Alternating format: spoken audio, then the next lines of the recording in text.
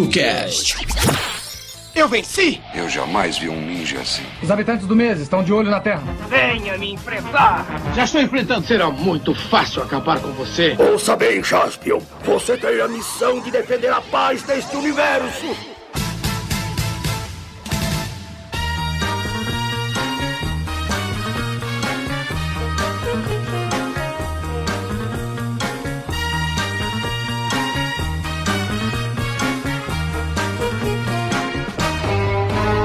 Numa distribuição tokusatsu.com.br, o fantástico ou não TokuCast está no ar. Eu sou o Gil e vamos falar agora de uma lenda, um cara muito importante pro Tokusatsu aqui.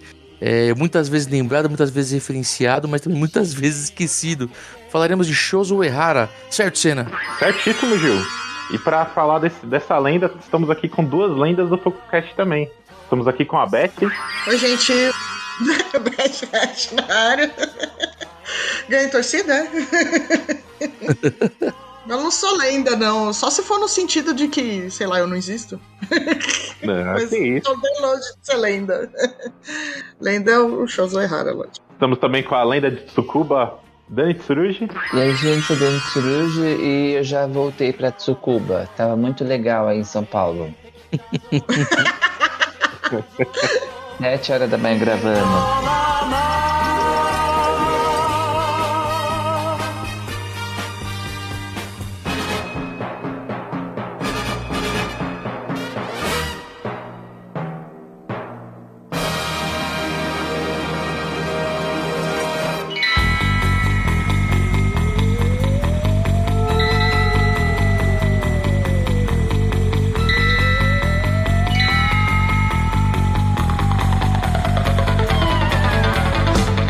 Uehara, nascido em 6 de fevereiro de 1937, faleceu em 2 de janeiro de 2020, no mesmo ano que nós voltamos com o TokuCast, na cidade de Naha.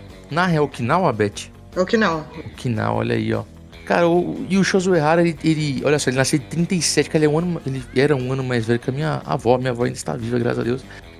Então, quer dizer, ele nasceu perto do começo da Segunda Guerra Mundial, né? Então ele cresceu praticamente aí, né, teve a primeira infância aí no meio da guerra e depois ele cresceu aí num Japão pós-guerra, né, cara? Ainda mais estando em Okinawa, que era uma parte do Japão que foi bem dominada pelos americanos aí depois do fim da Segunda Guerra, né? Tem base militar lá até hoje. Até hoje, né? O Shozo Uehara, o pai dele era policial, ele é o terceiro filho de 5 irmãos. Ele chegou a morar em Taiwan, ele inclusive estava num navio retornando pra Naha e esse navio ficou... Eu li que ele ficou à deriva, né? Não sei se ele ficou à deriva mesmo ou se ele ficou esperando um momento certo para retornar para Okinawa, porque quando eles estavam retornando, o Japão estava sofrendo um ataque aéreo, né? Ali na Segunda Guerra Mundial ali. O navio inclusive ficou um tempo parado em Kumamoto. Foi um período bem complexo ali. Todo mundo que conhece a Segunda Guerra Mundial sabe todas as atrocidades e dificuldades que o mundo passou. Inclusive tem países ainda vivendo em guerras até hoje, né?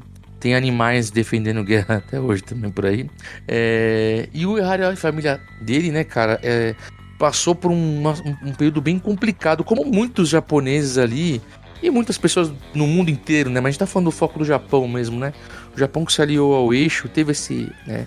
Tem também a questão das bombas atômicas, então tem toda uma história aí, mas o cast não é sobre a Segunda Guerra, né?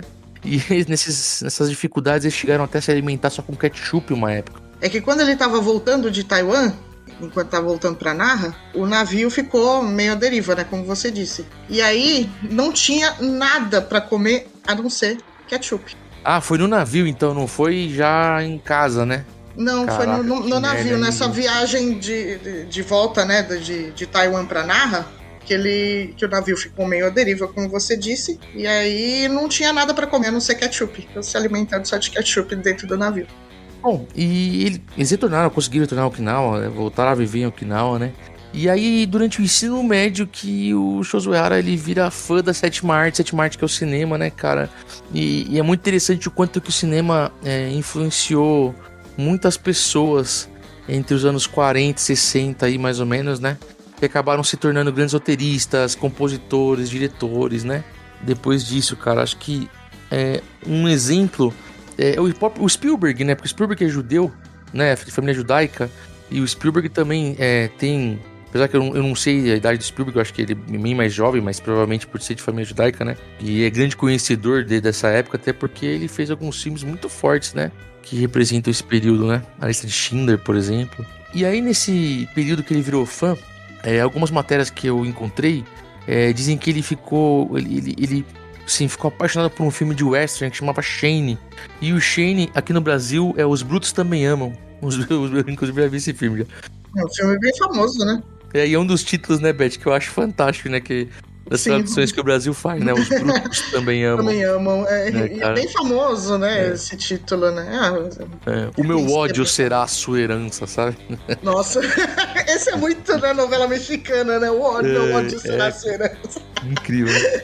É um filme de 53, cara. E assim, ele é considerado, inclusive, um dos melhores filmes da história. Então, esse filme tem influenciado o Josué Hara, não é... Aliás, o western do Japão tem muito a ver, né? Porque um meio que influenciou o outro, né? Cineastas de western pegaram muita coisa, né? Do cinema japonês. É verdade, tem muita coisa, né? E vice-versa também, é verdade.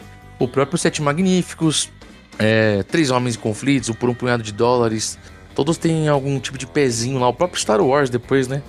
E vice-versa, né? E a gente sabe que os japoneses curtem também o western, que a gente sempre vê lá o Beto Carreiro da Toei em vários episódios. Beto Carreiro da Toei é ótimo. O western também foi um fenômeno na cultura pop, né? Era quase como filme de herói hoje em dia, né? Essa questão do western, né? Ele usou isso como característica, isso é até usado até hoje, né? Foi colocado como característica em episódios, né? Então, uma coisa que já vem, que a gente vê em Super Sentai, né? E o western, né, Daniel? O western ele é um gênero de filme que ele ficou muito presente no cinema dos anos, 30, do começo do cinema, eu acho, até os anos 70, metade dos 70. Depois começa a decair bastante, assim. Vem o boom, né, que eu acho o grande ápice do western, o western spaghetti, ali entre os anos 60 e 70. E aí começa uma decaída, assim, né, cara? Então, o Josué Hara, pela idade, ele pegou muito desse cinema, né? Então, é tranquilo influenciar. Né? E até porque quando ele começa a roteirizar, né? Normalmente os heróis são solitários. E normalmente o herói de western é um herói solitário, né?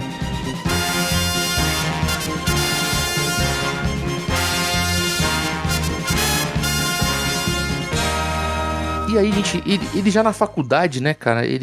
Inclusive, ele faltava as aulas da faculdade pra ficar assistindo filmes, né? No clube de cinema da faculdade. Por que não, né? Ele faltava pra jogar sinuca, mas isso não vem ao caso. E nunca é western. Tudo tá relacionado. Né? Mas se eu tivesse ido assistir filme, eu ia ser roteirista hoje, né? Sim.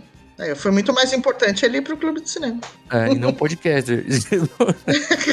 E ele escreveu um roteiro nessa época de forma amadora, que é lógico que o tema dos primeiros roteiros de Josué Hara que ele escrevia, quando a gente fala amador, porque ainda não era um profissional, tal, né, estava estudando, era temas sobre a batalha de Okinawa, sobre as bases militares dos Estados Unidos, né, cara, e tinha muita, assim como o próprio trabalho dele ao decorrer da vida, tinha muita influência do período da guerra, principalmente pós-guerra ali, né, cara.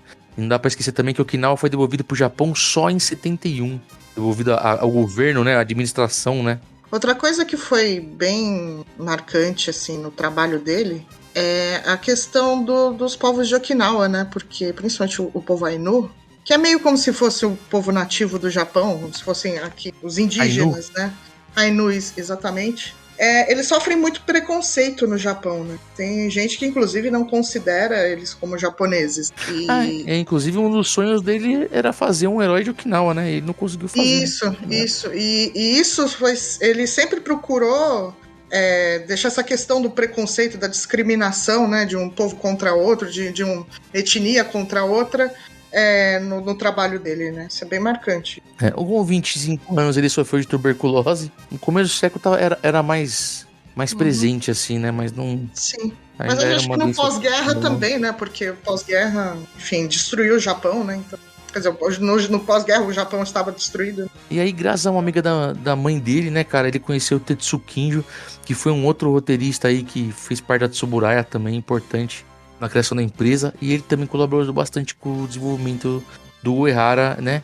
Ele faleceu em 76 e nasceu em 38, quer dizer, ele era um ano mais novo que o Uehara e morreu bem mais cedo, né, cara? E foi graças ao Kinjo que ele conheceu o Hajime Tsuburaya e o Eiji Tsuburaya, né? Ele conheceu eles em um festival de arte.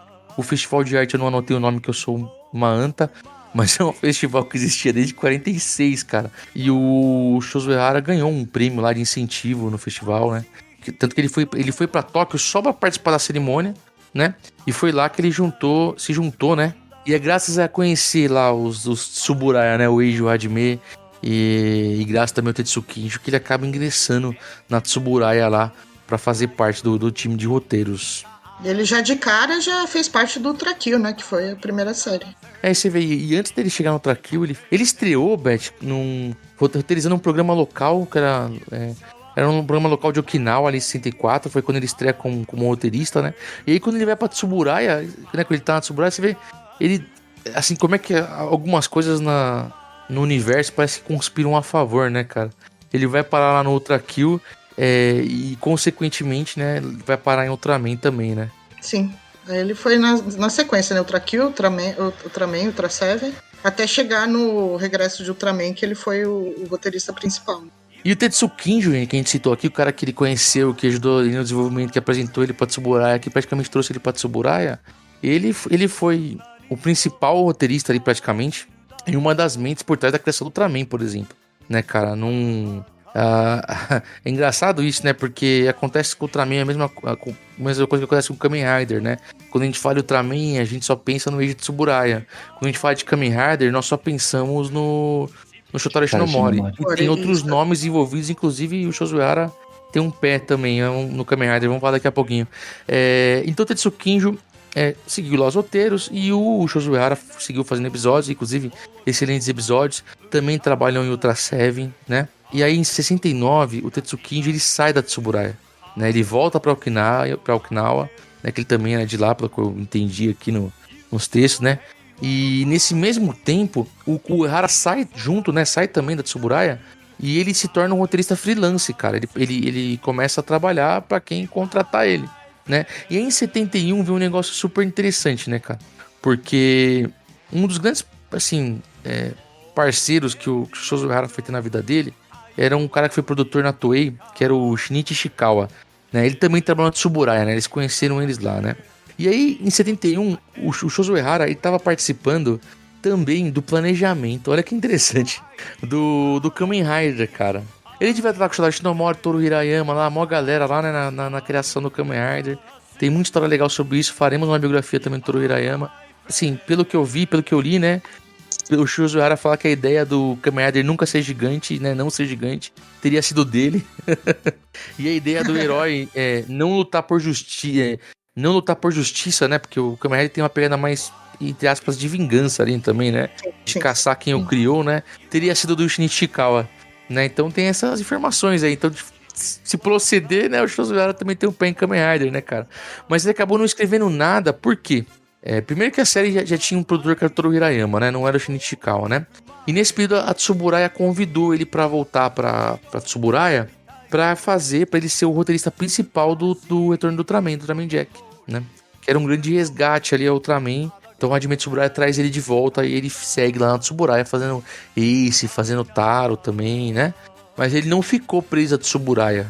Você falou do Retorno de Ultraman, né? Isso, década de 70.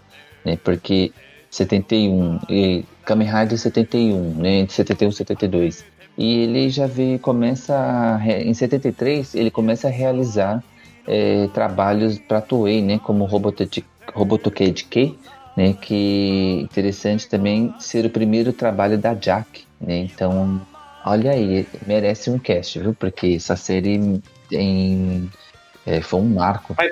Mas para quem tá ouvindo assim, para o nosso público que não sabe o que é a Jack, o que é a Jack? A Jack é a Japa Action Club, a gente fez um cast aí, né? Foi a escola aí do Sonitiba, né? Para os dublês, e o Atari até comentou isso no AF, né? Em seguida, depois do Robotokei Dike, aí onde ele engajou em Gorenja Gambare Robocon e outras séries também, e Spider-Man, ele foi o roteirista principal. Engraçado, né, que entre 73, ali, 78, 79, ele faz diversos trabalhos, não só pra Toei, mas ele faz pra P-Production, porque ele faz a Burger, Tiger 7. Ele trabalha com a Toho, lá no Zone Fighter.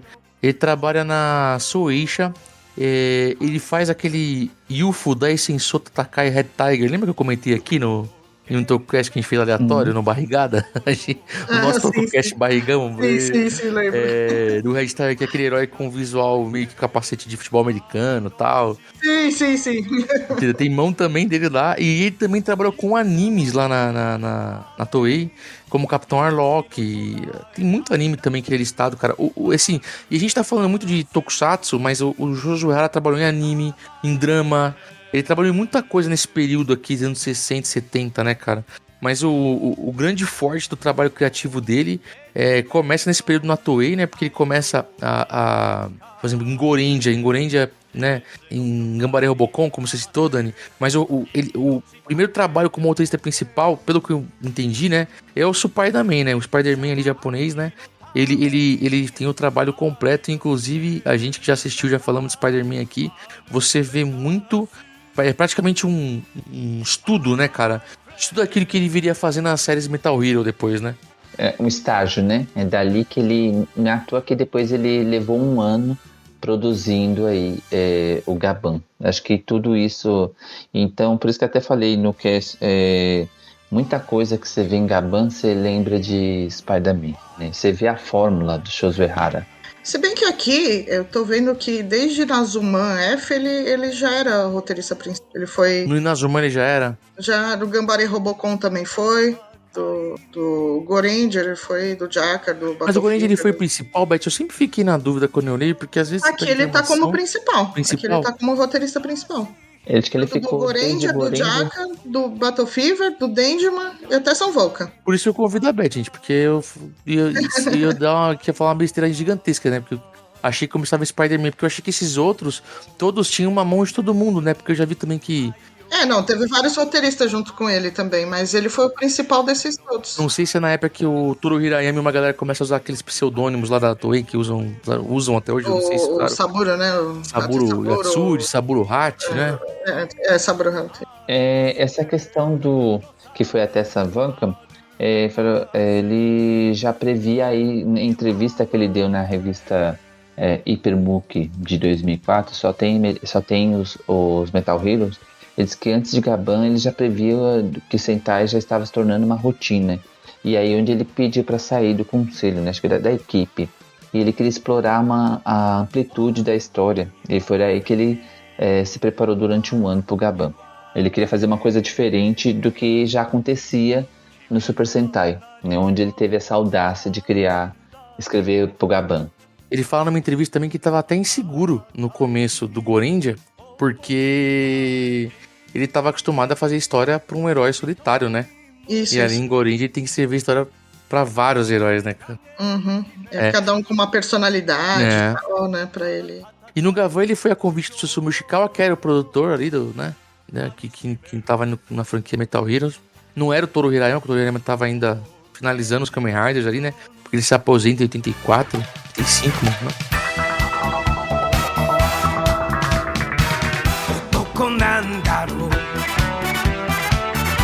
E aí mostraram pro Shozo Uehara uma ilustração conceituais, né? Artes conceituais lá de alguns designers da Bandai pra Gavan, né? Não sei se já era do Murakami essas artes, não sei dizer. E aí chamaram bastante a atenção do Shozo Uehara e não foi muito difícil de aceitar, somado a isso que o Dani falou dessa entrevista dele, né? Bem propenso, né? E aí a gente sabe que ele fica lá e a gente vê ele até... Acho que até Spielberg ele é o roteirista principal, né? Isso. Até Spielberg. Depois são trabalhos mais específicos em episódios, né? Em Jaspion, apesar de ele ter feito, né? A gente já comentou aqui no TokuCast do Jaspion, né? De ter mudado em alguns momentos ali o caminho, né? Pra poder alcançar a audiência, eu acho fantástico, porque ele só faz o negócio melhorar, né? Sim. Né? Nos demais ele joga mais no seguro, até porque os 3 primeiros, né? Tem um formato muito semelhante. Né? Isso, é uma trilogia, né? Então só que no Scheider ele escreveu sozinho, né? Ele não teve... Scheider ele escreveu sozinho. Porque nos outros ainda dividia alguns roteiros, algumas pessoas faziam, tal, né? Assim como em Sentai também, né? Mesmo quando você é o autorista principal, você divide esse trabalho, mas no Scheider ele fez sozinho, e pelo que eu li, ele fez sozinho por ser o... Hiroshi Tsuburaya, exatamente. Isso. Porque ele era... porque ele tinha uma dívida, né, com o pessoal da Tsuburaya, E ele, inclusive, ajudou o Hiroshi Tsuburaya a ser escolhido como, né? Ele foi decisivo para que Hiroshi Tsuburaya fosse escolhido como protagonista. E por ele ter sido escolhido como protagonista, ele se dispôs a escrever todos os episódios de Shine. Ele fala aqui na entrevista que indicou fortemente, né, Hiroshi Tsuburaya, apesar dele só ter um rostinho, né, fez o Shine pelo caso do rostinho bonito, porque podem ver que todas as cenas de ação tá tudo com a Annie. Assim, ele era o primeiro trabalho dele, né? Ele conhecia o Hiroshi Tsuburaya também desde criança, né, cara? Porque ele começa a ter relevância e tal, é pela Tsuburaya, então esse sentimento de gratidão eu acho muito bonito da parte dele, né? Muito forte, foi decisivo. Uma coisa que eu tava vendo aqui, eu fui ver qual o último Sentai que ele escreveu foi o Oranger, né? Sim, foi o último que ele escreveu teve, o Oranger, né? Depois de muito tempo, ele escreveu o Oranger. E ele, os episódios que ele escreve são todos depois da mudança da série, né? Porque o Oranger tinha aquilo que no começo ia ser uma série meio dark, não dark, né? Uma série mais séria, né? Mais séria. Aí tem aquele fatídico ataque do Gai Sarin. Eu acho que a partir do episódio 7 e 8 começa a pegar uma pegada mais leve, né? Mais otimista e tal. E ele escreve a partir dessa parte, do 10º episódio. E aí o Ehara também se falou que o último Sentai foi o Orange, né? E o Kamen Rider, apesar de ter feito a abertura do Black, os primeiros episódios do Black são algo, né, sensacionais, né? Mas o último trabalho do Kamen Rider, se não me engano, foi o Kamen Rider J. Ele fez o roteiro do filme do Black também, aquele festival na Otoe Mangamatsuri.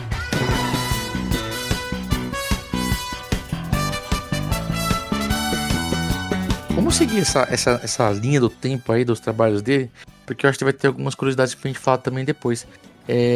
Porque o Shozo Ehara, ele para aí em Orange, né, Senna? E depois ele volta a fazer alguns trabalhos esporádicos lá com a Tsuburaya. Lembrando também que ele escrevia letra de música pra caramba, né, Dani? Beth, verdade. Manja bastante de música, né? E muita música que a letra é dele, né, cara? Sim, escreveu muito. Né? E muita música Chase que a gente Gaba, conhece e gosta até hoje, né? Chase Gaba, né? Que ele escreveu. É verdade, é dele. Spark Charivan, ele escreveu. Nossa senhora, esse Spark Charivan é tão legal. Chase também, Chase Gaba também. A Chase Gaba eu acho também um espetáculo. Nossa, é muito... É muito bom, né? Bom, na Tsuburaya ele teve episódio de Ultraman Tiga. A gente já falou aqui, inclusive, no Tokocast de Ultraman Tiga sobre esse episódio. Que é o episódio que homenageia ali. Ele faz Ultraman Max também, né? Mas assim, normalmente os episódios são ele se autorreferenciando depois, né? Porque são mais esses episódios homenagens da Tsuburaya. Então meio que ele se autorreferenciando ali, se auto-homenageando a Tsuburaya, homenageando a história da Tsuburaya. Então tá muito dentro desse contexto. E por incrível que pareça, gente, até eu escrevi bem assim no meu textinho, né, Beth? Por incrível que pareça, um dos últimos trabalhos dele, porque eu li e dei muita risada. Eu falei, não pode ser, cara. Foi em Zaido, aquela série filipina, a gente já citou ela aqui também. E vamos fazer um cast dela ainda. É a continuação, né, do Shider, né? Uma continuação no oficial de Shider que rolou na Filipinas. A gente falou muito dessa série na época que nós tínhamos um site que tinha portal de notícias e matérias. No Fórum Toku Brasil, né, cara? Eu lembro que uma série tinha 3 policiais do espaço. Eu não sei se todos eram descendentes do Shider, né? Ou se era um só. Cara, ele roteirizou, velho. Incrível isso, né? É uma série bem independente, assim, né, cara? Assim, bem feita a moda... Aí que mostra o amor que ele tinha pelo Shider mesmo e a Tsuburaya, né? Toda a relação. Verdade. Incrível, né, cara? E ele também trabalha com a Tsuburaya de novo, né, cara? Ele faz a história... É uma história narrada durante uma execução de sinfonia chamada Ultra Cosmo, do compositor Toru Fuyuki, na Tsubukon, na Tsuburaya Convention. Como eu falei, né? Ele roteirizava dramas, várias coisas, e ele também chegou a escrever livro, né, cara? Em junho de 2017, já próximo aí, né, infelizmente, o falecimento dele, né, ele publica o romance Kijumuna Kids, né, Gendai Shokan, né, e depois ele faz o Tetsukinji Ultraman Island Song, e ele ganha também o 33º prêmio Joji Tsubota. O Joji Tsubota foi um escritor importante lá no Japão, né, cara, e ele ganha esse prêmio em 2018 por esse trabalho. Ele, nesse decorrer, ele acaba criando as características, né, dos roteiros deles, que a gente percebe que é a mesma fórmula, que tudo que acontece, mas às vezes eles estão entre linhas, né? Tipo, a questão de familiar, organização do mal, gente que vende a alma ao diabo, rompendo o vínculo entre pais e filhos, né, como acontece. É uma coisa que também eu vi na entrevista que ele cita que tem em Dendima e Sarbanka, né, o conflito interno entre os inimigos, que ele usa isso também, começa a usar com frequência. A influência dele é muito forte em relação às vivências dele na guerra, né, cara? A Okinawa, né, cara? E tantas outras coisas. O próprio Tsuburaya, que sempre falava, né? Nunca se deve arruinar os sonhos das crianças. E isso que você falou, Dani, é interessante porque ele cita vários itens, né? E são várias coisas que você vê sempre nos roteiros deles. E eu vou falar agora, vou até repetir o que você falou com uns itens a mais, mas se vocês pararem de pegar na memória, vocês vão lembrar de várias coisas em várias séries, e as que passaram no Brasil aqui também, principalmente, né? Mas Laço Familiar, você tem lá Gavan procurando o pai, Charivan também tem coisa familiar, Scheider, Jaspion, Problema Social, tem muito episódio de Jaspion relatando problema social, Ecológico, tá aí o Kamen Rider J pra falar, por exemplo, Dependência das máquinas, o Jaspion tinha, usando o Jaspion, que é o mais conhecido aqui no Brasil, né? Tinha muito disso em alguns episódios, regimes totalitários, discursos do ódio, sabe? Entre outros temas que são super atuais até hoje, né, cara? E as pessoas ainda têm a mania de falar que não pode misturar não sei o que com Tokusatsu, né, cara? E aí, são palavras minhas, tá?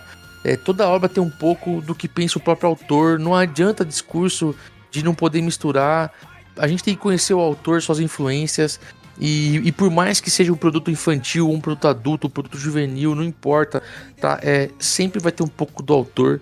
E todas as séries autorizadas pelo Shozo Ehara tinha muito de discussão social, política e influência das próprias experiências dele, né? Ele foi sempre um cara muito, muito politizado, né? Em alguns momentos sutil, em alguns momentos ficava mais claro, né? Essa informação que você falou, que ele diz não quebra os sonhos de um filho, né? Ele fala que que vem da ideia do que o Eiji Tsuburaya disse a ele, né? Um herói deve ser algo que uma criança anseia, um familiar, um irmão ao lado. Assim, o Tsuburaya dizia muito, né? Nunca se deve arruinar os sonhos das crianças. E o Shozo Ehara disse numa entrevista: eu vou escrever coisas que as crianças gostem, né? E ele escreveu coisas que as crianças gostam até hoje, e que as crianças se identificavam também, né? À toa que tem essa coisa de pai e filho, né? A família. Isso pra mim também, como o Gil já falou bastante, que tem a ver com a guerra, né? Quantos pais não se separaram lá, né? Quantas crianças não queriam que, sei lá, que nem, por exemplo, no Ketchup, né? Que aparecesse um super-herói e ajudasse, né? É muito disso, né? E você vê a gente falando dos trabalhos dele, né? Nos Sentais, por exemplo. Claro que também tem também a participação do próprio Shotaro Shinomori, né? Porque o Ehara disse que quando se encontrava com o Susumu Ishikawa, com o Shotaro Shinomori, né? O Shotaro Shinomori, ele sempre carregava um caderninho e ficava desenhando tudo que eles conversavam praticamente, né? O Ehara gostava muito de uns personagens, né? Principalmente de um monstro específico lá no Gorendia. Eu acho que é por causa desse trabalho em relação a ter influência, como é que eu posso dizer? Ser uma força especial, né, cara? A Cruz Negra, entre tantos vilões ali daquela época dos 70, eles são claramente uma alusão ao nazismo, né? Sim, então, sim. Isso é muito interessante quando você começa a olhar as coisas com contexto histórico, né? E não só com os olhos de uma criança, né? Eu não tô criticando nada nem ninguém, tá, gente? É aquele negócio, se você opta por olhar com os olhos de uma criança para sempre uma produção, ela sempre vai ser mágica, né? Quando você começa a olhar com os olhos de um adulto ou com os olhos de uma pessoa que vai lá estudar e entender os contextos e as informações envolvidas na criação daquele programa, você não perde a magia daquela série, mas você começa a perceber algumas nuances diferentes que você talvez não percebia, né, cara? Você percebe muito do background do autor, né? Do histórico dele, do que ele passou, do que ele quis transmitir de certa forma com o que ele escreveu, né? Você percebe muito mais facilidade. Tem um nome que eu queria citar também bem legal nessa história toda aqui, que o Shozo Ehara, ele não é o primeiro, né? Ele é o quarto maior roteirista, né, na história da franquia Super Sentai, e ele fica atrás de 3 nomes, né? Que é o Yasuo Kobayashi, o Naruhisa Arakawa e o Hiroshida Soda. E o Hiroshida Soda, né? Ele chegou a comentar que não ia dar pra competir com o Shozo Ehara, porque o Shozo Ehara era muito rápido, cara. né, cara? Ele ficou impressionado com a velocidade do Shozo Uehara porque ele escrevia com muita rapidez e vitalidade, né, cara?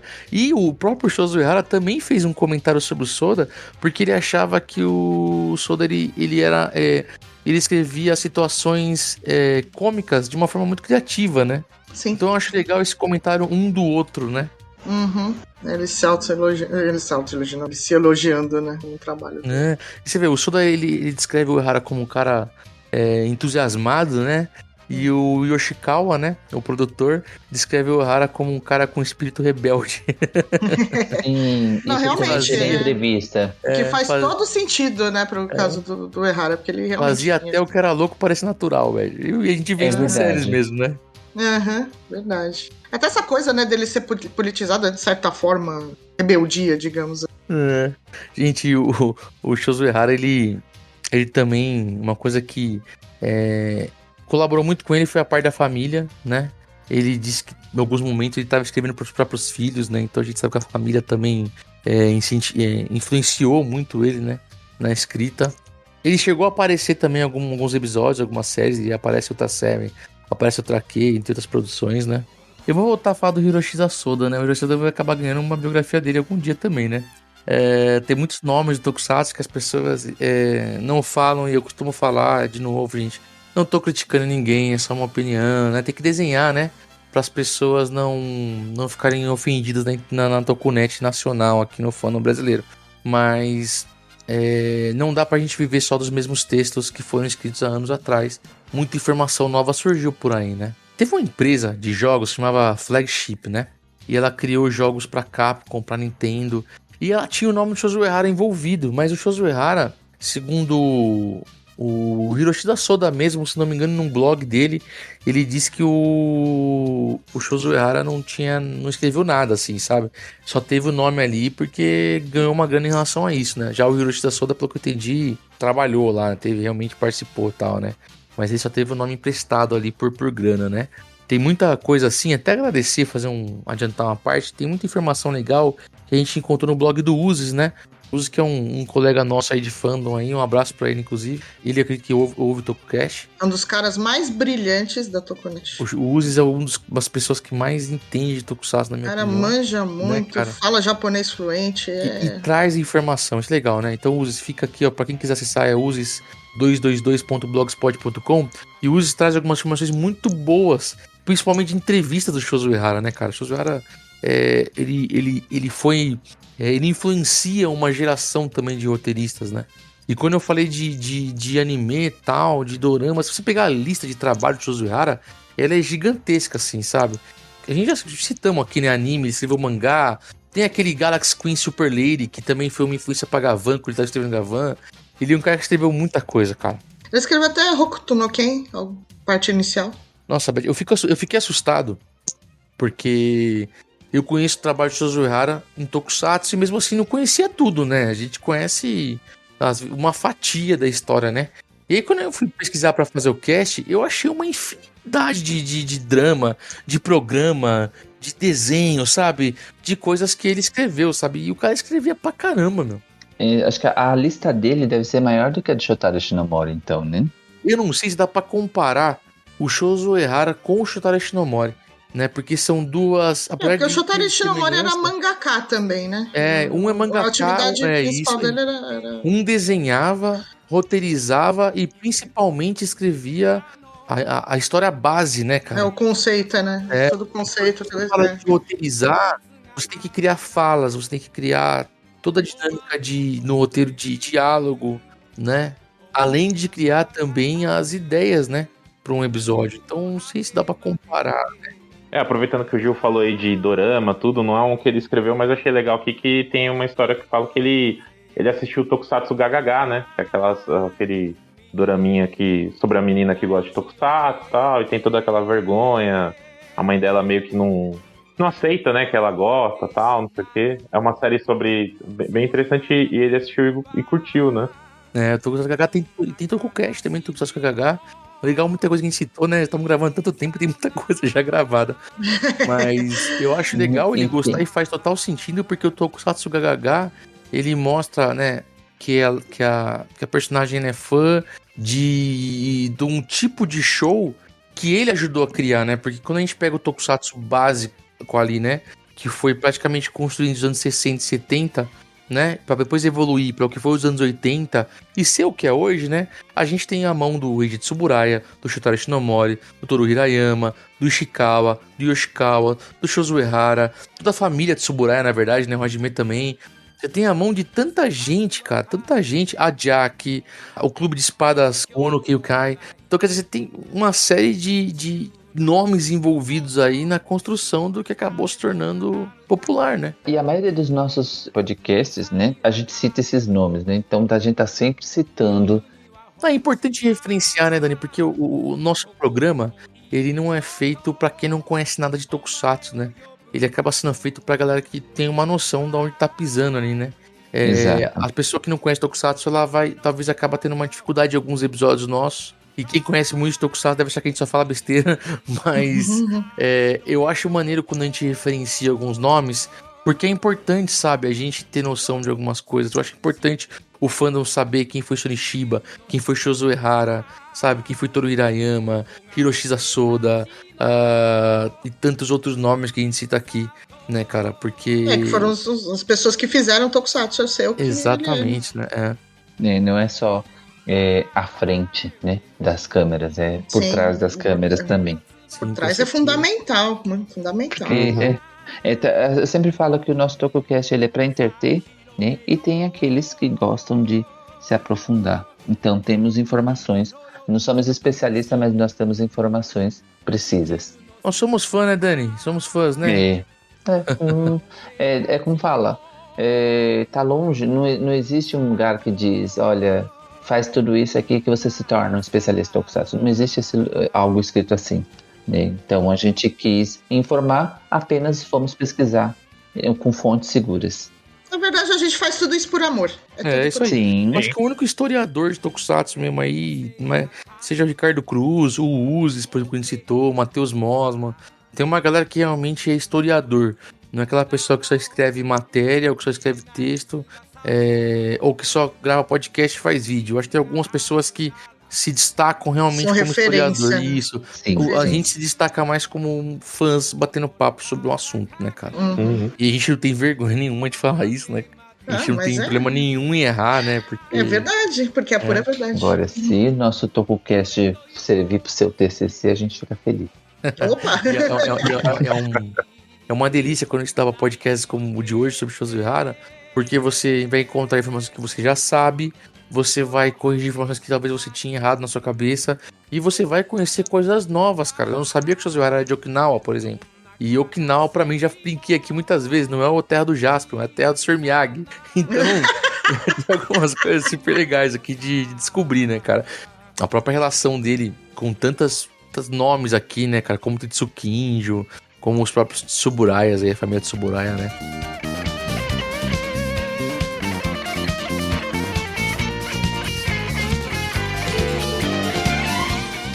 E aí ele morre, né? Ele morre em 2020, felizmente, aos 82 anos. Ele morre do mesmo problema do Hiroshi Tsuburaya, cara. Só que o Hiroshi Tsuburaya morreu bem mais novo, né? Foi câncer no fígado, né? Um câncer bem difícil de tratar aí. Bem difícil. Câncer é uma doença maldita, né, gente? Tá levando muita gente aí e a maioria é muito difícil ter um tratamento, né? Sonhar com o futuro aí pra ter cura pra esse tipo de doença, né? Aí, como a gente citou, né? Ele, faleceu sem conseguir realizar o sonho dele de criar um herói aí de Okinawa, né? E é isso, ele criou tantas histórias e tantos personagens, assim. É importante também porque isso acontece também nos quadrinhos, né, Senna? Que muitas vezes o criador cria o personagem principal e a história base do herói, mas muitos personagens importantes, coadjuvantes, às vezes são criados pelo roteirista, né? Ou pelo desenhista, né? Ou às vezes é criado em parceria, mas só se acredita né? Tipo, sei lá, o Batman, que foi o Bob Kane e o Bill Finger, né? E a pessoa só lembra do Bob Kane, né? O próprio Kamen Rider, né? Que só assiste o Toru Shinomori, mas o Toru Hirayama, entre outros nomes, né, tiveram participação, né? O fato de andar de moto tem a ver com o produtor.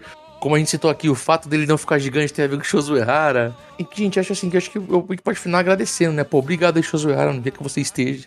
É verdade. Pelos Nós momentos temos de diversão, né? O mesmo time de futebol, o mesmo alinhamento político, e não me importa. O que importa o legado dele tá vivo até hoje.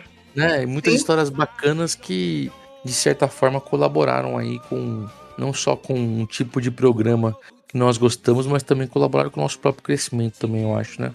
Jaspion, ele escreveu praticamente tudo, né? Só não escreveu, acho que 2 ou 3 episódios. Na Metallic Bible, ela foi lançada em 2012, né? E na entrevista ele disse: parece que o Jaspion foi transmitido no Brasil em 1988. Pelo que eu entendi, ele quis dizer antes, né? Mas afirmando foi em 1988 e se popularizou. Ele faz muito tempo que eu não sabia disso. Fiquei surpreso ao ouvir isso recentemente, como ela era de 2012, nos meados de 2011, 2012, por ali, que ele ficou sabendo da população do Jaspion. Ele disse isso na Metallic Bible. Né? Legal, ele morreu sabendo que Jaspion era popular no Brasil. Pô, isso é bom, né, cara? Porque eu trabalho. A gente, de novo, né? A gente não gosta de Jaspion só pelo visual, né, cara? A gente gosta de Jaspion por tudo que tá envolvido, né? A dublagem, o visual, os personagens e a história também. Porque, de novo, apesar da história eles terem ido ajustando por causa de audiência, o Shozo Ehara não deixou em nenhum momento a história cair, né? Então, pra mim, por exemplo, uma opinião muito pessoal, é que ela é um roteiro que tá sempre em crescimento, né? Ele não dá passo pra trás, né? Mesmo mudando em algum momento um ponto ou outro, eu vejo ele em evolução. Eu não vejo ele uma zona, né? Pelo contrário, eu vejo, mudou um pouco aqui a dinâmica, mas parece que o roteiro funciona, né?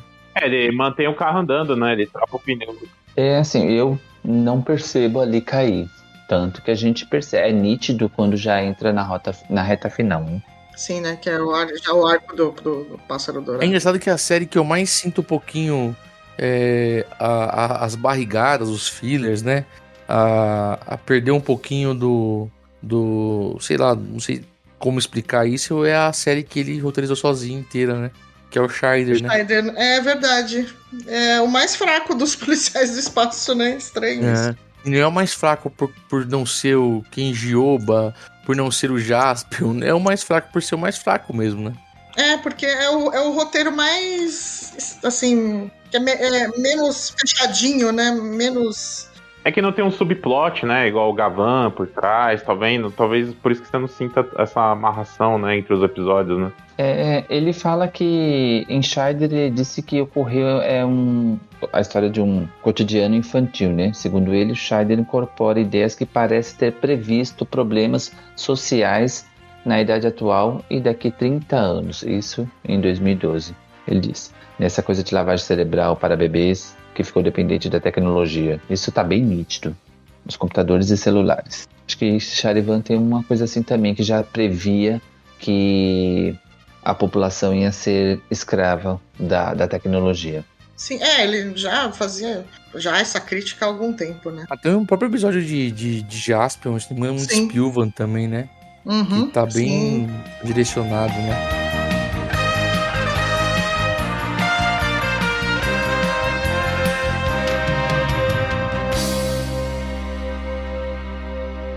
Kinjoがいなければウルトラ Q の脚本もうまく回らなかっただろうし、次のウルトラマンも企画は立ち上がらなかったと思いますよ。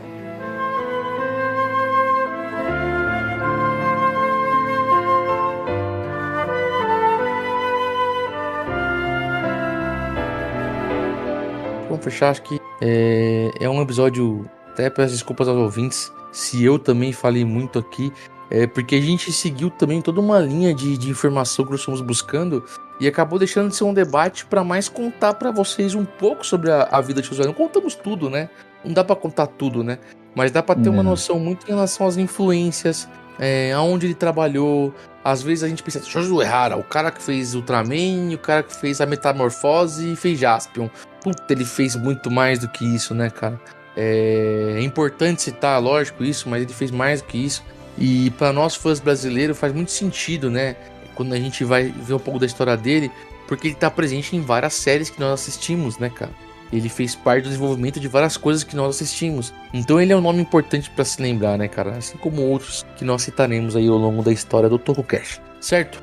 Certíssimo. E para fechar esse cast gigantesco aqui do Shozo Ehara, essa lenda, o mestre dos roteiros aí, tão importante para nós. Vocês conseguem lembrar algum episódio ou alguma coisa bem específica que ele escreveu, assim, que tenha marcado vocês de alguma forma?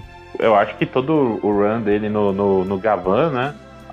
A parte de marcante, assim, que mais me vem na cabeça é que, como a gente falou muito sobre a relação de família, tudo, a relação do pai do Gavan com ele. Pra mim, eu acho que é uma das coisas mais marcantes que me vem na cabeça agora.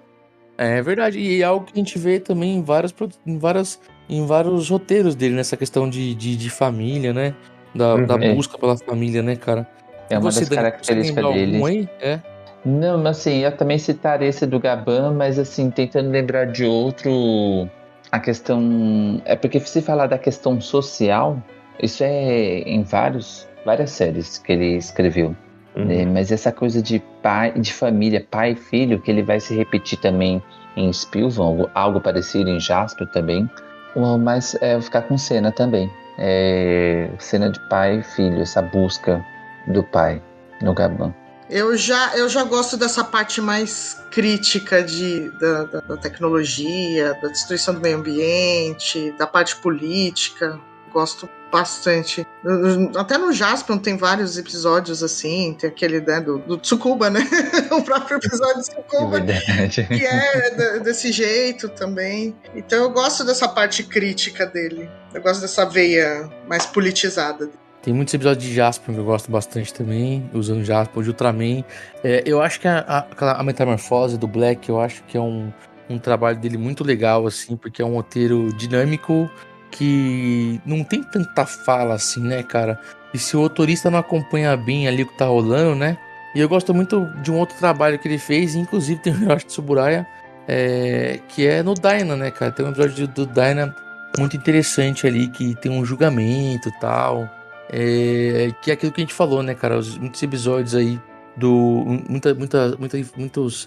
muitos assuntos discutidos nos episódios do Shoujo Ehara. A gente citou aqui, também tem a parte também de injustiça, tem muita coisa que trata, assim. Cara, o Shoujo Ehara, de novo, é um roteirista, né, cara, que ele sabe fazer uma história em que consegue construir tanto uma crítica, mesmo que sutil, como tem episódio de Spilvan também, muito legal também. Eu falei Jasper, mas o Spilvan também tem, né? O Spilvan também tem uns episódios bem específicos também, falando de algumas críticas em relação à sociedade. Isso eu acho muito legal. A própria questão, né, do planeta, né? Isso aí. Agora, né? Então ele tem... eu acho que se você for traçar um top 10 de episódio com todos os fãs de Tokusatsu, sem querer, o cara vai colocar ali no mínimo metade dos episódios do top 10 são episódios do Shoujo Ehara, né? E eu curto muito essa questão de novo, né, de misturar a parte heróica, né, com crítica, sem perder aquele episódio que faz a criança, né, que é o que a gente comentou aqui, que é o que o Tsuburaya tinha na cabeça, que o próprio Shoujo Ehara também, que era de fazer a criança sonhar e da criança se tornar, né, querer se tornar um herói e alguém melhor, né, cara? Isso é fantástico, né? Porque eu acho que você parando pra pensar assim, não tem nada mais triste do que uma criança, né? Aquele negócio, perder os sonhos, né, tal, que voltando, batendo de novo nessa tecla, é o que aconteceu com ele mesmo, né? Ele era criança quando aconteceu a guerra, né? Esse choque de realidade, né? Um dia você tá brincando, no outro tem familiar seu morrendo, você tá tendo que fugir, né? Acho que vem muito disso também. Sim. É uma época que você conseguia ter muita criatividade com o real, né? Hoje você acaba tendo muita criatividade com a própria ficção, né? Talvez. Bom, acho que é isso, né? Outros roteiristas vão pintar por aqui, gente. A gente citou aqui o Soda, tem o Takashi Yamada. Tem muitos roteiristas bacanas pra gente um dia aqui trazer pro TokuCast e bater um papo sobre eles, tá bom? Beth, pra quem quiser acessar o nosso site, descobrir os nossos podcasts, como é que a galera faz? É o próprio nome do grupo, né? tokusatsu.com.br. É isso aí. E, Dani, pra quem quiser nos acessar no Twitter... O Twitter é Tokusatsu, apenas @Tokusatsu. Chupatoei. É isso aí. Eu tenho uma foto que a legenda é essa. É isso aí. E, Sena, acho que é mais um cast com muita informação bacana aí. Dá pra voltar a falar de Shoujo Ehara de novo algum dia, certo? Certíssimo. Apesar que algum episódio sobre a outra série que ele tenha feito, já fizemos Gavan, Charivan, Jaspion, mas tem Shider ainda, tem muita coisa pra gente falar ainda que com certeza o mestre Shows Verrara será citado novamente. Então muito obrigado pra vocês aí que nos ouviram até aqui, um grande abraço aí e fique com o Edinho. Adeus!